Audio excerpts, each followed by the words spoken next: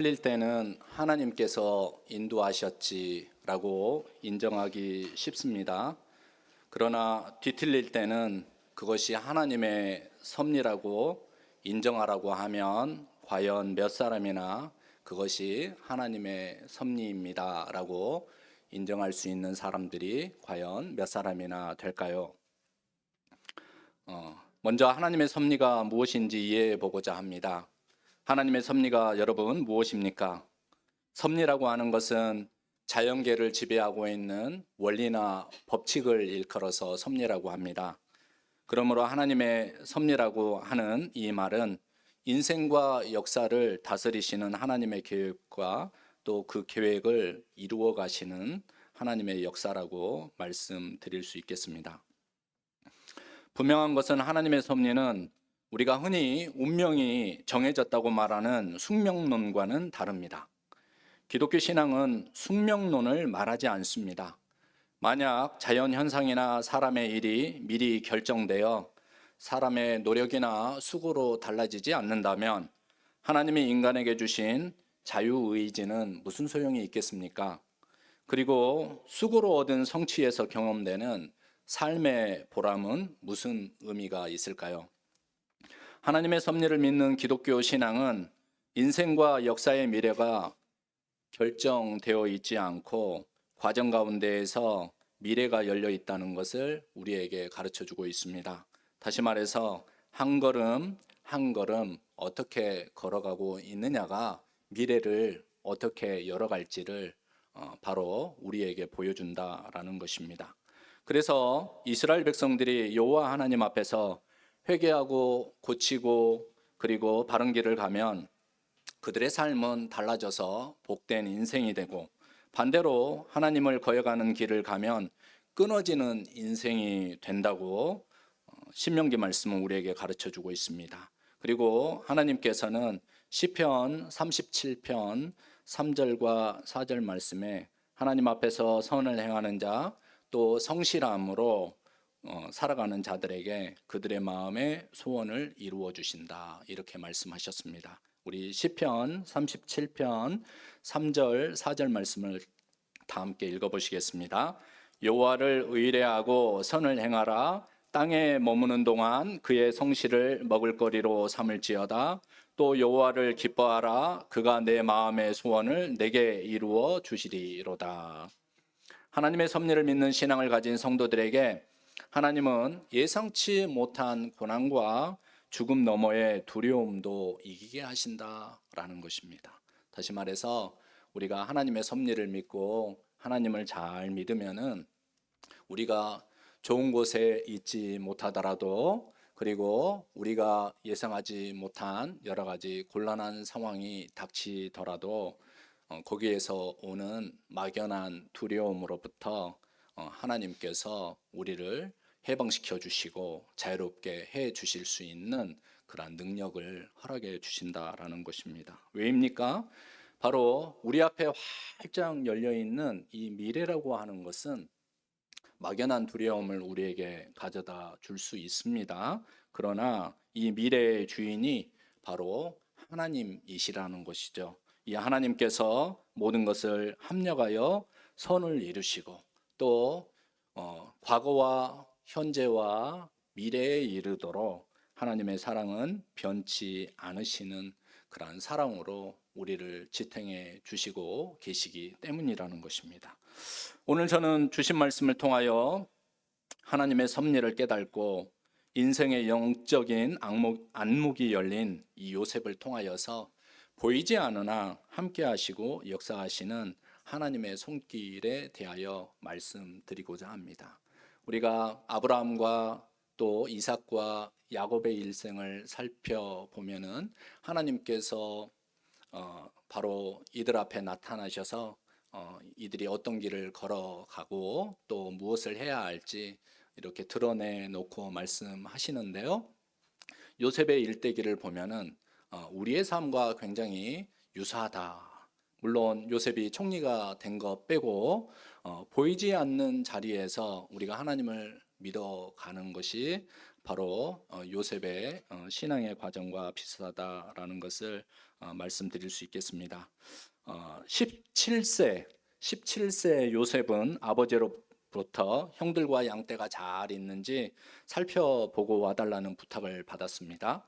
그래서 남쪽 헤브론에서 베델과 그리고 그 위에 세겜을 지나서 세겜에서 이 형들을 만나지 못하여서 도단으로 이렇게 올라갑니다. 그리고 멀리서 이제 요셉이 오는 것을 보았던 형들은 이 동생 요셉을 일컬어서 꿈꾸는 자라고 이야기를 하면서 꿈꾸는 자가 오는도다라고 부르면서 이 아이를 죽이기로 계획을 하였습니다. 요셉과 그 형제들 사이에서 무슨 커다란 갈등이 있어서 형들은 이 요셉을 죽이고자 했을까요? 창세기는 그 갈등이 일어난 세 가지 원인을 밝히고 있습니다. 첫째는 요셉이 형들의 허물을 아버지에게 고자질을 했던 것입니다. 둘째는 아버지 야곱이 사랑하는 아내 라헬로부터 늙음하게 요셉을 얻어서인지 이 요셉을 다른 아들들보다 편애하였습니다. 채색 옷을 입혀 주었습니다. 셋째는 요셉의 꿈 때문입니다. 위에 두 가지 이유만으로도 꼴도 보기 싫었던 요셉이 형들의 곡식단이 자기 곡식단 앞에 둘러서서 절을 하는 꿈과 또 해와 달과 별 11개가 자기에게 절을 하는 꿈을 형들에게 이야기했을 때 형들의 시기는 죽이고 싶을 만큼 커져갔습니다. 아가서 8장 6절 후반절 말씀에 질투는 수월같이 잔인하며 불길같이 일어난다고 한 것처럼 요셉을 보는 순간 형들의 마음에 제어되지 않는 질투가 일어났습니다. 그래서 요셉은 자신이 자랑하던 꿈과 정반대의 길로 형들로부터 미움을 당하여 미디안 상인들을 통해서 은 20냥의 노예로 팔리게 되어 애굽 노예 시장에 서야만 했던 비참한 인생이 되고 말았습니다. 그리하여 마침내 요셉이 팔린 곳은 애굽 바로의 친위대장, 오늘날 경호대장이었습니다. 이 보디발의 집이었습니다. 그런데 인생의 나락으로 떨어진 요셉이었지만 요셉의 삶을 우리가 주목해 볼 필요가 있습니다. 이 요셉은 포기하지 않는 사람이었습니다. 자포자기해야만 하는 이유가 사실 셀 수 없이 많았던 상황 가운데 요셉은 있을 수밖에 없었습니다. 안 되는 이유들이 너무너무 많이 있었던 것이죠. 이러한 삶 속에 던져져서 요셉은 실은 자포자기하면서 이름 없이 노예 한 사람으로 살아갈 가능성이 컸던 것이죠. 하지만 이러한 상황 속에서도 요셉은 정직하고 성실하게 살려고 했던 모습을 보여주었습니다. 그의 주인인 보디발은 이러한 요셉을 자기 가정의 총무로 세워서 모든 집안일과 재산을 관리하게 하였습니다. 셈을 해보니까 약 10년 정도 요셉은 가정 총무로서 일을 했습니다. 하지만 좋은 일과 동시에 시험도 있었습니다. 보디발의 주인의 아내가 요셉을 유혹했던 것입니다. 그러나 요셉은 자신의 지위와 권력에 대한 경계선이 분명했습니다.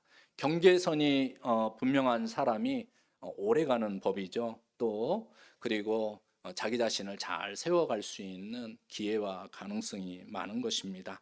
모든 것이 자신의 능력으로 취한 것이 아니라 부여된 것으로 받아들였던 요셉은 그 유혹을 물리쳤습니다. 결과적으로 이 요셉은 집안에 있는 감옥에 갇혀야만 했습니다. 그의 나이 28살 정도 되었습니다. 하지만 만약 유혹에 빠졌더라면 어떻게 되었을까요? 요셉은 지위와 자기에게 부여된 권력 그리고 자유뿐만 아니라 그의 목숨을 부지하기 어려웠을 것입니다. 외국의 노예로 팔린 신세에서 한 단계 더 내려간 감옥의 죄수로 살게 된 이 요셉은 더욱 잔인한 현실을 맞닥뜨려야만 했습니다. 그럼에도 거기에서도 요셉은 낙심하지 않았습니다. 그곳에서도 요셉은 정직하고 성실하게 행함으로 간수장의 눈에 들어 옥중 재반 사무를 믿고 맡기는 사람이 되었습니다. 요셉이 이렇게 감옥 생활을 하는 중에 애굽 왕 바로의 술 맡은 관원장과 떡 맡은 관원장과 더불어서 함께 지내야만 하는 시간이 있었습니다. 한날에 그 둘이 다른 꿈을 꾸게 되었는데 요셉이 그들의 꿈을 해석해 주었습니다. 그리고 요셉의 해몽대로 술 맡은 관원장은 3일 만에 복직을 하게 되고, 그리고 떡 맡은 관원장은 3일 만에 자신의 목숨을 나무에 매달려 이렇게 죽게 되고 말았습니다. 하지만 그들 사이의 약속과 달리 술 맡은 관원장은 요셉의 도움을 까마득하게 잊어버렸습니다. 모두가 다 잊는다고 하더라도, 하지만 그때에도 하나님께서는 요셉을 잊지 않으셨습니다. 예구방 바로가 꿈을 꾸었는데 아무도 해석할 수 없는 그런 상황이 벌어졌습니다. 비로소 술 맡은 관원장은 자신의 잘못을 인정하고 요셉을 바로 앞에 서게 하였습니다. 그리하여 30세 요셉은 바로의 꿈을 해석하고 애굽 온 땅의 총리가 되었습니다.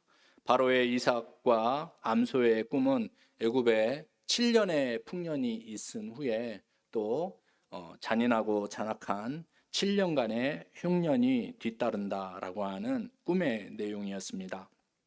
이렇게 30세 총리가 된 요셉은 7년 동안 애굽 땅에서 난 모든 수익의 5분의 1을 저장하게 하였습니다. 흉년을 준비하게 하였습니다.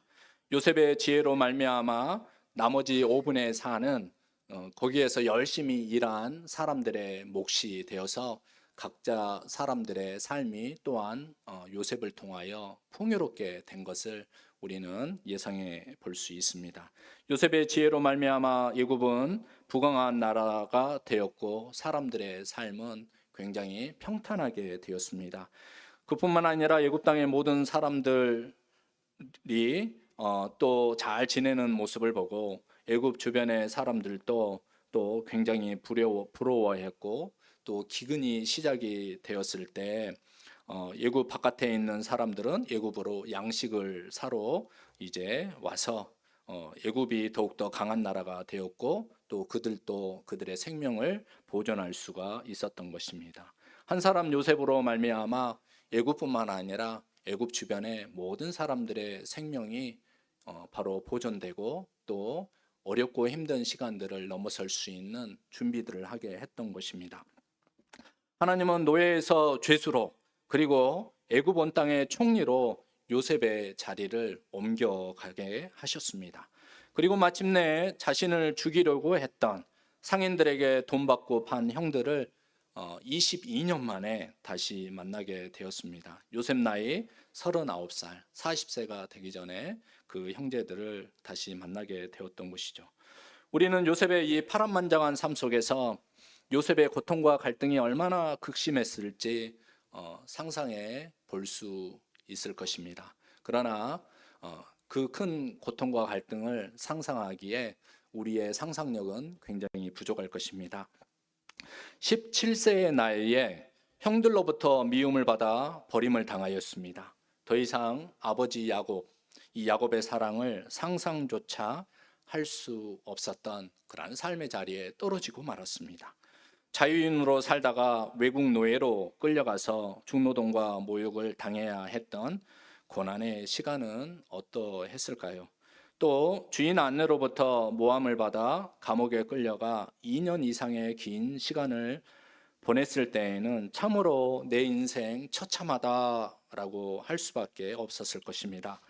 그리고 나서 비록 애굽 온 땅의 총리가 되었으나 말이 총리이지 항상 애굽인들로부터 애굽의 고위 관리들로부터 견제와 질시를 받지 않았겠습니까? 여러 가지 어려운 상황들 가운데에서 이 요셉은 그의 성실과 정직과 하나님의 도우심으로 말미암아 모든 순간들을 한 걸음 한 걸음 걸어갔던 것 같습니다. 하지만 이러한 인생 여정 속에서도 요셉은 바로 그가 하나님께서 그와 함께 하고 계신다라는 그런 마음으로 모든 일들을 감당했기 때문에 그에게 범사가 형통하게 되는 은혜를 입게 되고, 또 그의 마음가짐으로 말미암아 그가 하는 모든 일들 가운데 하나님께서 복을 주셔서 사람들에게 인정을 받을 수 있었던 것을 우리는 성서의 말씀을 통해서 알 수가 있습니다. 그래서 창세기 39장 3절 말씀을 보면은 보디발이 이렇게 말을 하였습니다. 여호와께서 그와 함께 하심을 보며 또 여호와께서 그의 범사에 형통하게 하심을 보았더라. 감옥에서 간수장도 창세기 39장 23절에서 이렇게 이야기를 했습니다. 그의 손에 맡긴 것을 무엇이든지 살펴보지 아니하였으니 이는 여호와께서 요셉과 함께 하심이라. 여호와께서 그를 범사에 형통하게 하셨더라. 보이는 자리에서 보이지 않는 자리에서 요셉이 어떠한 삶을 살아갔는지, 그리고 그의 삶은 바로 하나님께서 이렇게 받쳐주는 삶이었기 때문에 그가 손익을 따지지 아니하고 몸의 편함과 또 안주를 이렇게 생각하지 아니하고 최선을 다하는 그의 삶을 살았던 것을 알 수 있겠습니다. 그럼에도 이러한 삶을 살아서 칭찬이 자자했지만 요셉이 자신의 형들을 만나게 되었을 때 그의 마음속에는 해결되지 않는 말할 수 없는 갈등이 올라오는 것을 경험하였습니다. 자신을 미워하고 죽이려고 했고 돈을 받고 노예로 팔았던 사실은 여전히 자신의 마음 한켠에 남아 있었던 것이죠. 잠재된 트라우마를 그리고 끌어올려서 두렵고 떨리고 또 분노가 차게 하였고, 또 내가 그러한 치욕과 모욕과 또 어려움을 그들을 통해서 당하였기 때문에 내가 몇 배로 복수를 해주겠노라 라고 하는 그 마음이 없었겠습니까? 동시에 아버지에 대한 그리움, 동생 베냐민의 소식을 듣고 보고 싶은 마음도 함께 올라오는 것을 느꼈을 것입니다.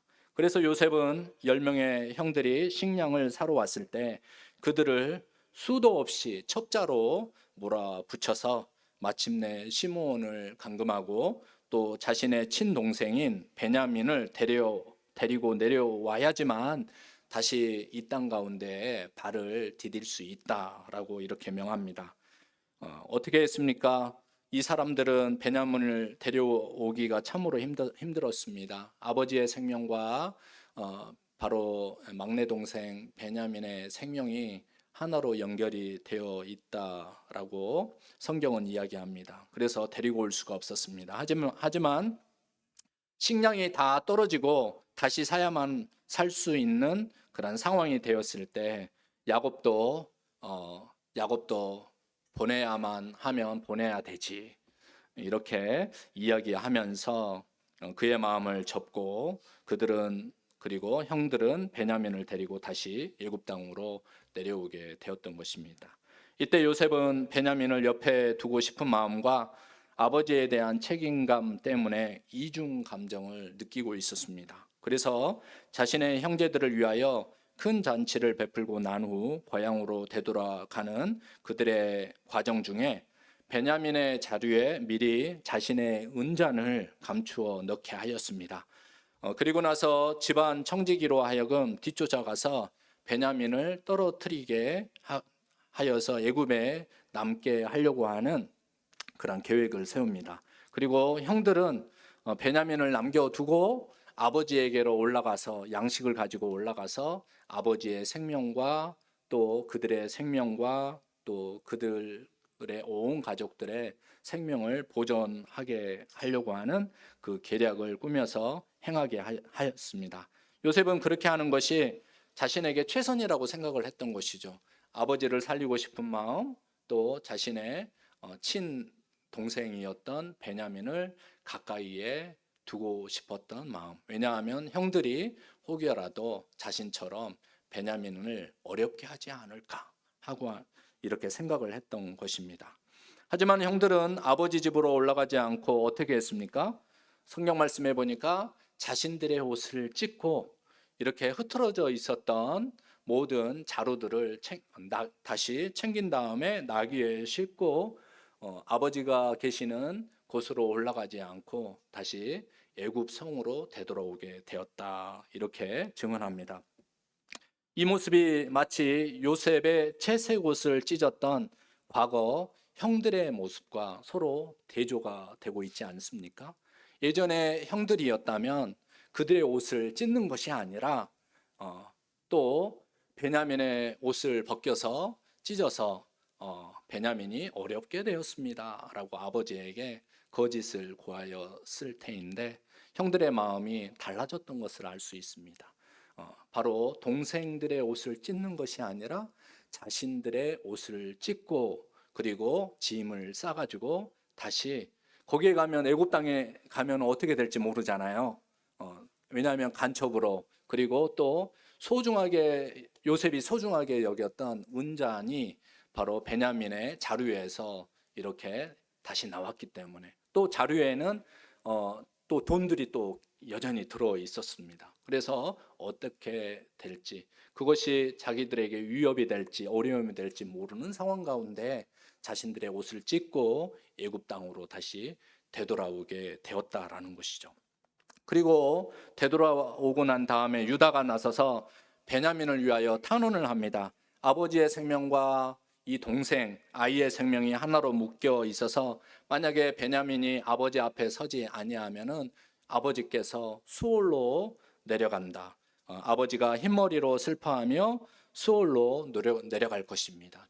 낙심하여 죽게 될 것입니다. 라고 이야기하면 합니다. 그리고 또 유다는 자신이 자기 목숨을 대신하여서 아버지 앞에 이 베냐민을 다시 데리고 오겠습니다라고 이렇게 약속을 했는데 베냐민을 데리고 아버지 앞에 서지 못하면 자기 자신은 아버지 앞에 평생 죄인이 되고 말 것입니다라고 말합니다. 그래서 베냐민을 보내주시고 유다 자신이 바로 애굽의 인질로 남겠습니다. 애굽의 종이 되겠습니다라고 이렇게 청합니다. 이러한 유다의 참된 회개와 책임감 있는 태도가 요셉의 굳은 마음을 더 높게 하였습니다. 특별히 요셉에게 유다는 은혜를 끼친 형이었습니다. 그가 도단에서 형들에 의해 구덩이에 빠져 죽게 되었을 때 유다가 한 일이 있습니다. 그는 우리의 형제고 그는 우리의 피부치다. 죽게 할 수가 없다. 차라리 저기 내려오는 미디안 상인들을 통해서 팔고 바로 노예로 가게 하자. 이렇게 이야기하면서 유다를 통하여서 요셉은 실은 살 길을 얻게 되었던 것이죠. 그리고 또다시 베냐민을 대신하여 자신이 인질로 남겠다는 이 유다 형을 통하여 요셉의 마음속에 들어있는 갈등이라고 하는 커다란 돌덩이가 부수어지기 시작을 했던 것입니다. 그리하여 요셉의 눈물의 샘물이 터지게 되었을 때 비로소 요셉은 자신의 형제들에게 무엇이라고 이야기합니까? 우리 4절 말씀 다시 읽어보겠습니다. 요셉이 형들에게 이르되 내게로 가까이 오소서. 그들이 가까이 가니 이르되 나는 당신들의 아우 요셉이니 당신들이 애굽의 판자라.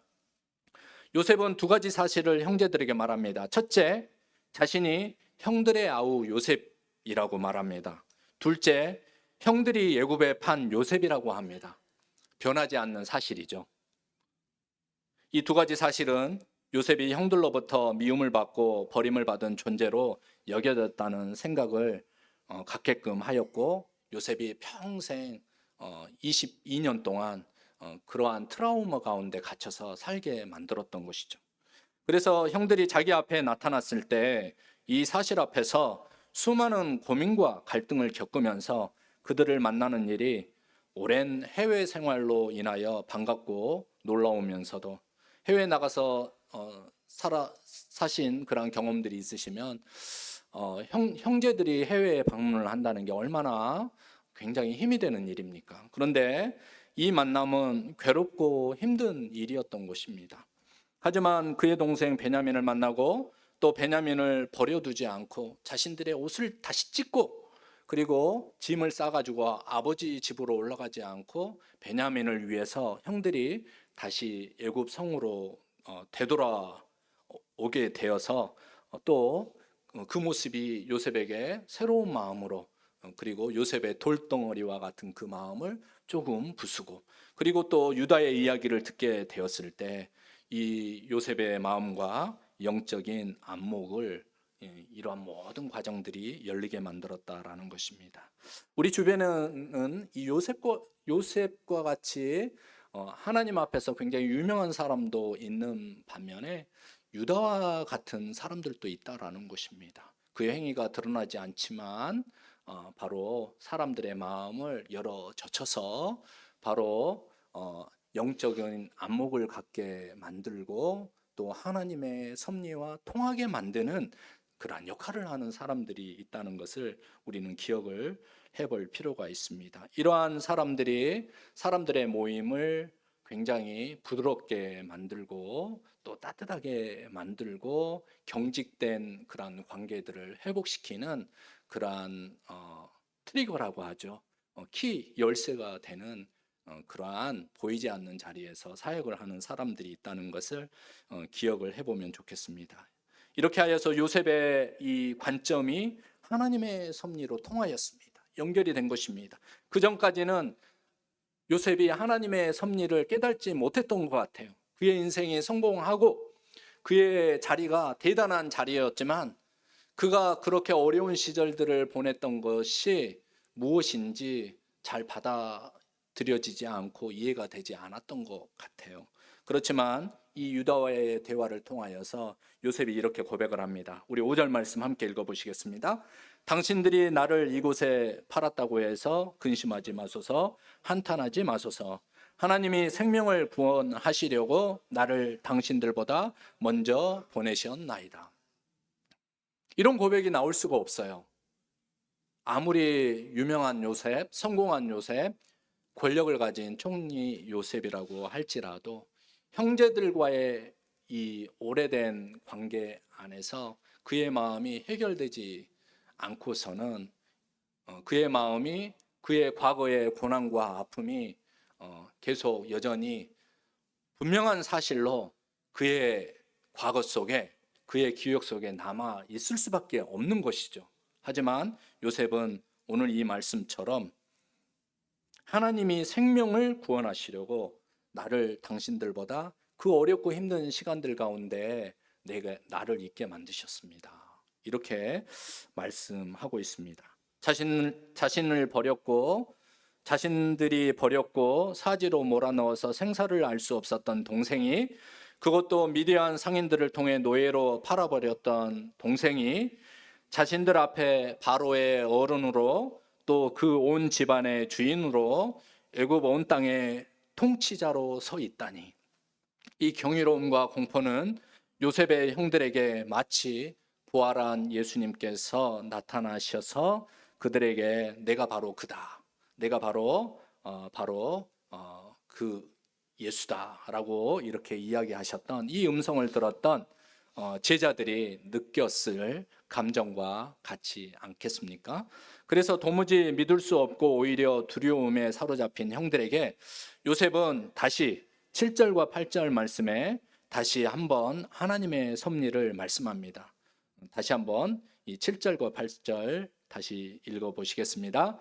하나님이 큰 구원으로 당신들의 생명을 보존하고 당신들의 후손을 세상에 두시려고 나를 당신들보다 먼저 보내셨나니, 그런즉 나를 이리로 보낸 이는 당신들이 아니요 하나님이시라.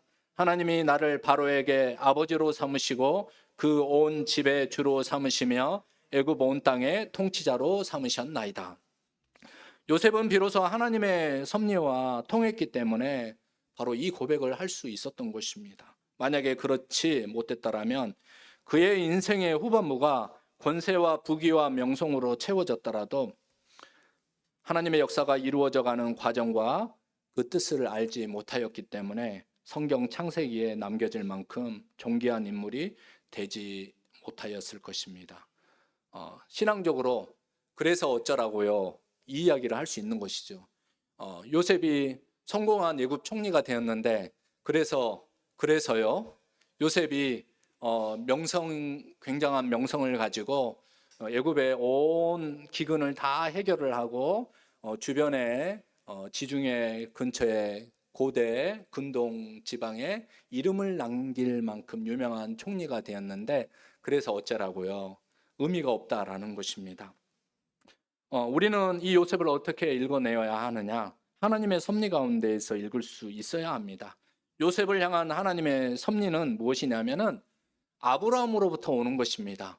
아브라함에게 주신 복을 이루어 가시는 역사 속에서 읽어 볼 수가 있는 것입니다.